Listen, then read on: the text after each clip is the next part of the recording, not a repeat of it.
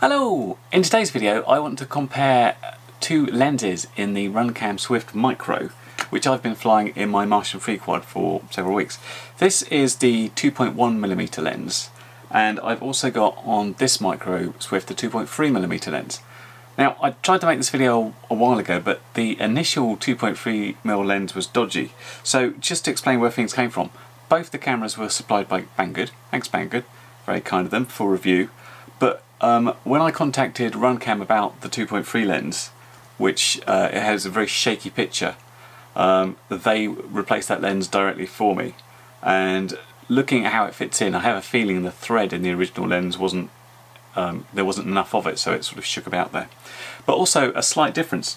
I reviewed the 2.1mm lens a while ago, and one thing I mentioned was it didn't come with any accessories. It didn't come with the little joystick to the SD or the fitting for the camera to go on.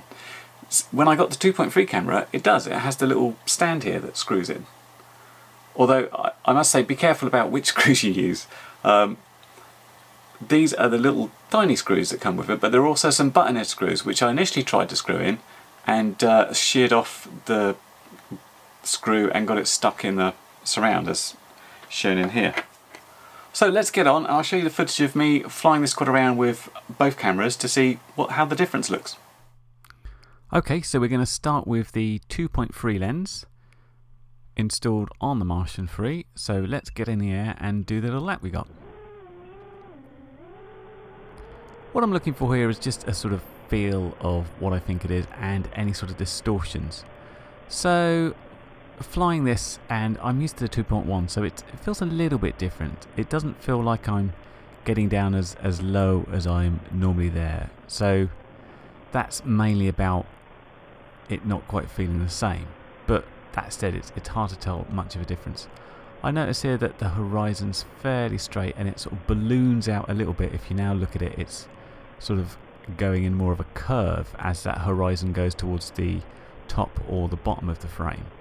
So this is my route, and so I've gone down under the trees, and now I'm just going to check I can do a fast turn. So I want to see if I can get power on and still stay relatively low, and that seemed okay. And now I'm going to go up the field the other way and back down again, trying to get round and under the trees, making sure it's all okay. As far as the cameras go, they're both set up exactly the same. This is actually out of the box stock settings. I notice RunCam now seem to be turning WDR on in all their settings by default, which is really handy. It means you don't have to go and get the OSD configuration thing and sort it out yourself. But that said, it could all change again, so I wouldn't count on that happening. Now, of course, the next thing I want to show is a landing, but we had a slight issue here where this happened, which was a surprise. Well, what happened there? Well, that's never happened before. That was quite exciting. If we look over there, it was just behind, below these trees, there's this line of bushes just there. So it was the other side of those. But just going up to it, so about here on the path, I find that half a prop is sheared off mid-air right on the hub. So what we have there is, as it was found, aside from the fact we've got a bit of a bent skew, nothing bad's happened. We'll just put another prop on, shall we? Get on with the testing. Nothing goes smoothly though, let's face it. Well, I'd missed the landing out there, so I'd stuck a prop back on, put another battery in. The sun's gone in slightly, but ignore that, because as far as the cameras go, they're identical in the image they capture. And this is me coming in for landing. Now, I felt here this was definitely a bit different. That word acro seems to be right in the way of where I wanted to come in, so I can't sort of come in fast and then do the brakes. I need to come in really low to get that ground in, so I've got plenty of room to do stuff. And you can see the sort of curve you're looking at if you tilt the camera up. Just to explain what I'm doing, I'm changing the camera on the field here, so I've just taken the frame off, and what I've got, if we can see in there, is I've got these little marks I've used, just written in a Sharpie, and that's just to make sure I've got the angle right. So I've got an angle there and an angle there, so I can put it in the same. This is the 2.3 I've just flown. I'm just going to swap this back to the 2.1 now. Well, it took about 5 minutes to get the 2.1mm camera back in. Obviously, if you were just swapping a lens, it'd be a bit quicker. and this frame particularly lends itself well because the whole top section comes off very easily. So let's fly this, same day, same conditions, although the sun is in and out, and we'll see how that goes. Okay, so we're onto the 2.1mm lens, and things feel a little bit more what I'm used to, and that's only because I've been flying this 2.1mm lens for the last 3-4 weeks, and I'm quite liking it, and that means I feel I can get lower, even if it's the same height. It feels lower and it feels more in control to me. And at this point I can't really see that much of a difference. That's until when I went up here I noticed that how the horizon warps around when I sort of go up and down like this. So I think that's much more pronounced on the 2.1 lens, and you can see it warping around there if you look at the horizon in the distance. But of course we're not really looking at horizon, are we? We're sort of looking straight out in front of us, which is sort of the normal thing to do when flying. So this has been quite interesting to look at, because how it felt when I was flying it doesn't really reflect what happens when I come back and look for the defects.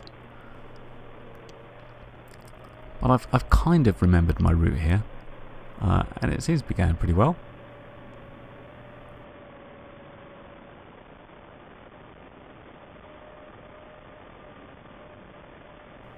Perfectly honest, I like both of them. I think they both do a pretty good job. But yeah, this still seems like I can get closer, because that wide angle, it might be all in my head of course, it just seems that I've got more space to play with when I'm coming in. And here's me coming in for a landing with the 2.1mm lens. There's not that much of a difference on how I come in here, apart from I feel I've got more ground coverage and that word acro isn't in the way, so I can come in a little bit faster, I can put the brakes on, and I can just sort of drop down instead of having to get really low and think about coming down. And I've got slightly more ground on display, as you can see there.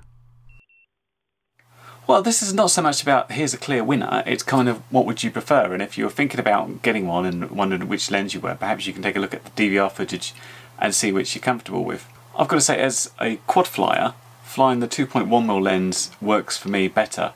I don't look at the periphery of the screen, so I don't really notice distortion, but what I do notice is I can see more, and I can tilt it up further to go faster, so that's a winner for me.